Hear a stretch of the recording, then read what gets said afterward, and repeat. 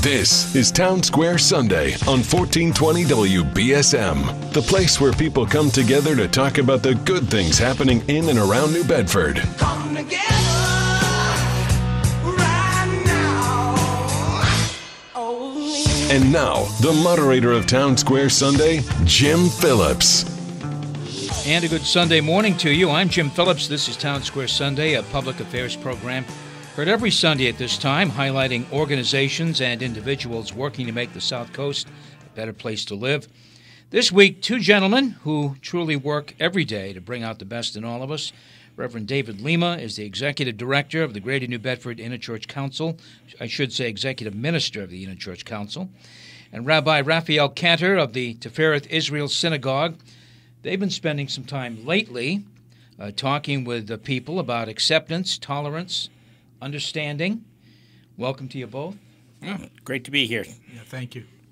The last time I saw you both, together anyway, you were trying to explain acceptance and tolerance to a group of 12-year-olds. No easy task, but I think you did a great job. How often do you team up to speak? What's the message? Why don't we start with Rabbi Cantor? Well, that was Dave and I are good friends, so we're talking all the time. But publicly, we joined together at different events. But to be in conversation, that was really the first time that we had really been in an extended conversation about that topic specifically, or really, unless we've come on the WBSM to talk about the holidays, that was the time where we really conversed. But this conversation about tolerance and acceptance, obviously we feel it's a priority in the atmosphere that seems to be engulfing the country more so than our community. But we felt this was a great opportunity to model how the behaviors of how people should be talking to each other with very different views, obviously, different faiths. You know, that's a big gap just in terms of what we believe, how we serve God. But at the same time, we consider it an opportunity for us to really show that there is a possibility, even people coming from very different places, to be able to talk to each other and hopefully gain a better sense of each other. Reverend Lima, so this, we talking about doing this more often, or is this part of a plan, or did it just happen? Well, in this particular case, of course, it did, which too often is the reason. It was a result of a tragedy. And as Rabbi is saying, we have come together many times in the past, after Sandy Hook, after 9/11. We had 15 ministers on City Hall steps that ran the whole gamut of faith and denominations and everything else. And I think that's one of the things that, especially the message that we have in our friendship as well as in our community, is that though we may come from different views in our faith base, in our deep core beliefs, a lot of those beliefs are more similar than anything else. You know, we all want safety. We all want good education and our children to grow up in a great environment. We all want peace and all these things. And after what had occurred in Pittsburgh with the synagogue and the people that were killed, it was another opportunity for us to be able to come together. And it was actually at the invitation of the school, Nativity Prep. And so it gave us that ability again to be in that environment. In other times, we've been able to do that as representatives, but not a discussion. And quite frankly, you know, later on in portion here, the rabbi will be able to share something that he's pulling together that has some great support in the faith community about being able to be public in our discussions, so that again we can model a behavior that is starting to be fleeting in this country, and even in our times in our communities, because we get so polarized that we don't recognize our commonality. We instead war with our disagreements. So this message, your Rabbi, is obviously directed at young people, at least the day that all three of us were at Nativity Prep. Right. But this works for adults too, clearly. Yeah, and I would just mention that a project that I'm working on with a number of other clergy is to have a public conversation with different representatives of the faith. So the Christian community, the Jewish community, the Muslim community, hopefully we'll have a public conversation sometime in the spring, but bringing together different faiths to talk about topics. It may actually begin with, how do we discuss religious issues when we have very, different feelings about it. We haven't really narrowed down what that first conversation. We're going to do this once and see how it runs. It's kind of a pilot project of the clergy in this area, and we'll see how it runs. And the idea would be, if it in fact gains some interest, then we would rotate different clergy and try to make it an ongoing with different topics each time, and have it be a public conversation, so that after the clergy have had time with a moderator to discuss some topic, we would then open it up to the community for questions or comments. And that simple idea of sitting down and having a conversation face to face, being able to read each other's body language, listening carefully to what we're saying. And too often, I find that people are not listening carefully to each other. Then we can, again, hopefully see this in a context for adults as well as we had students there. A lot has happened in New Bedford in 2018. The economy seems to have picked up a little bit. Clearly, though, there is a level of poverty in the city that remains disturbing. There are so many people who need help. We look to the Salvation Army to provide that help, and they do a great job thanks to a lot of wonderful charities, Neediest Families Fund, all of those things. But I think it goes beyond that. I think many, many people who are struggling still. Definitely. And again, it goes well beyond the Salvation Army, and all credit to the Salvation Army and all the organizations, including the press, that helped them so much. But there's just so many things.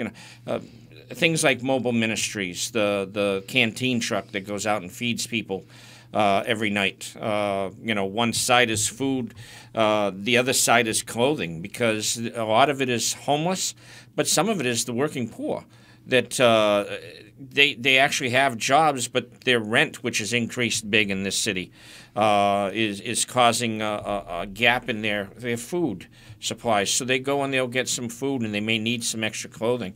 And the synagogue actually sends a team out, as a partner, because it's made up of many different faith communities and community volunteers in order to be able to do that.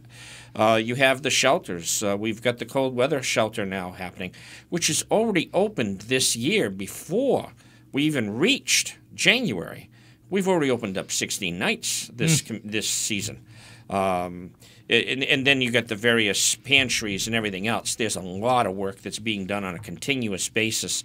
And a lot of times these things get remembered around the holidays, but it's needed all year long. You're listening to Townsquare Sunday. My guests are Rabbi Raphael Cantor of the Tifereth Israel Synagogue and Reverend David Lima, Executive Minister of the Interchurch Council. We touched on the mobile ministries and some other problems. I think if there's a big three in New Bedford, it might be homelessness, opioid crisis, gun violence, and violence in general. But you are very much involved in these issues, as I'm sure you are. I know that the opioid situation is still with us, and it's a tragic situation. The teams of clergy that go out and visit families after there's been an overdose in their family to try and to get people to come together and work to make sure it doesn't happen again. It's not an easy task. Both of you have been part of that. Rabbi, your experience about that, do you feel it's a good way to attack this problem? It may be the only way, I would imagine, but what do you feel about those kinds of things? Well, I think it's another tool in the chest to address what is an epidemic problem. do I think going out and telling people, gee, you've got a problem, there are people who want to help you with that problem. I don't think you can say that enough to people. This opioid epidemic is just devastating, and in many ways it was a problem that was created by people not paying enough attention to these medications, which ultimately left people addicted. So our getting out there is one way to do it. I think we have to make sure we have beds, for people, to do drug rehabilitation. I think there's a whole you have to coordinate all these services.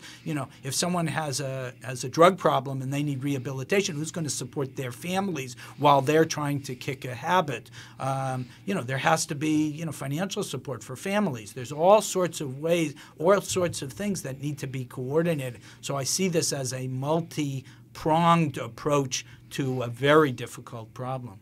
What do you think? No, it's exactly it. And the more,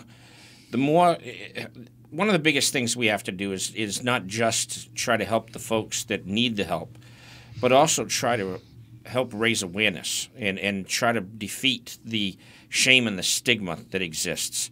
A lot of people say it's a moral problem, and yet here we have the ministers that are there. It's not just a moral problem. It's, some people do make bad choices, and that's what got them to a place where they are. But some people, as the rabbi is saying, it's prescription drugs. 40% of those that have substance abuse issues today started on a prescription for something legitimate, but became dependent and then addicted. By being involved in trying to connect people to services and try to raise awareness in the community, you end up being able to make change. It's slow. This is a difficult situation, but it can be changed and can be helped. But it takes, again, the community, which is the whole thing about us all working together. Yeah, and it also, if I might just chime in, it also takes money. It takes resources, and that resources have to come from all of us, each one of us. And if that means, taxes have to go up to save lives, well, sometimes you have to make tough decisions. But I think if you weigh the idea of money on one hand and lives on the other, I think there's no issue here in what we need to do. And again, not to belabor this point, but the rabbi is very accurate. You say the word taxes and everybody gets crazy. Right. On the other hand, it does cost us in society. Unless you plan on taking people out and shooting them behind the shed, they're going to be in our hospitals, raising the costs of the hospitals. They're going to be, raising all these different things that it will trickle back to us anyway. Doing a pointed effort, that's, and again, when the faith community comes together, we can not only raise that awareness amongst ourselves, but amongst our congregations, and get some political will going towards some very difficult situations. Reverend Lima, you and other city leaders led a fight to get guns off the street by holding a gun buyback program this year in New Bedford.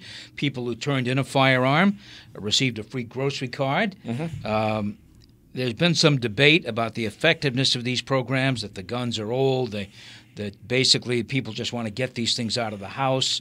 They're not being used for crimes. Was the buyback program, in your view, a success? Jim, you've been around a couple of years just like I have. Yeah. How many times has there been a story? It may not be every day or every week or even every month, but how many times has there been a story about somebody who accidentally played with a gun in the house? Many times. And somebody got injured or died. How many times have we heard about a gun that was stolen out of a house that was used in a crime? These are the things that occur. And a lot of people say, yes, we're not getting the gangbangers' guns, we're not getting the crime guns. Well, we're getting guns, period. Guns that can be used incorrectly, not safely, not secured.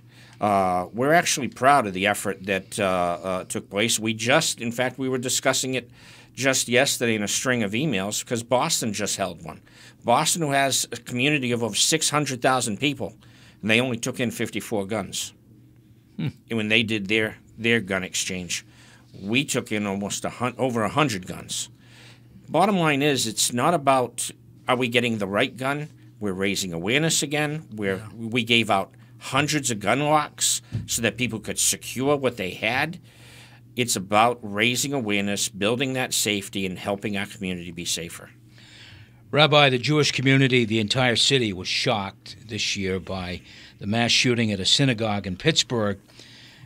And in New Bedford, there was a real example of people coming together to join people in the Jewish faith to remember the victims and to commiserate, to offer their prayers. It was an amazing evening, wasn't it? Yes, and I want to give credit where credit is due. Reverend Lima is always one step ahead in terms of supporting these kinds of moments, whether it be the gun buyback, the opioid, addressing the opioid epidemic, homelessness. He really is a spearhead for attacking whatever issue needs to be done. And when I spoke to him, he said, when, where, I'll be there. That's the kind of response you get from a real leader. So, and the interesting thing was, I thought, you know what? If 100 people come together, it'll be very nice. So Reverend Lima assured me, he said, I think you better plan on many more. And as it was, he was prophetic in point, because in fact there were over 400 people at this gathering. And really, you can't have these kinds of events without the support, people supporting each other. And it was a very moving moment, and we heard from different clergy people who really expressed their solidarity with the Jewish community. And the Jewish community really felt supported at a time where it felt very vulnerable. Anti-Semitism is a real issue. It has skyrocketed in the past 2 years.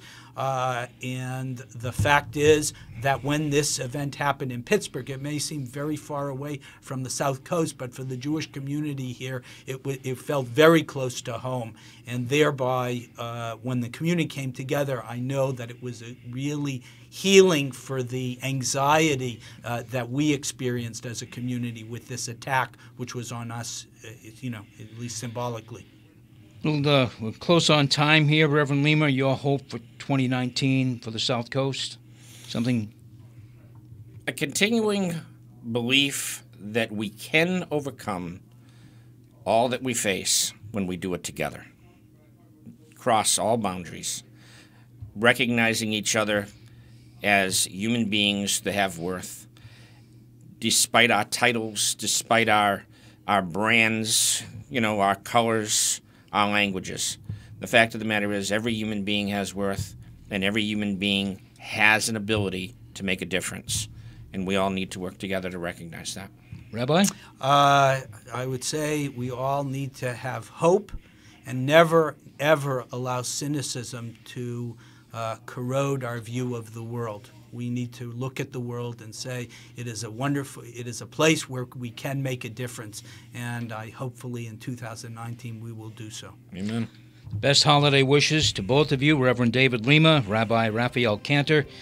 They've taken their act on the road here to WBSM. That's great. Yes. Important message for all of us to hear. Thank you for coming in, both. Thank you for the opportunity. Thank you for inviting us. Yeah. You're listening to Townsquare Sunday. We return in just one moment.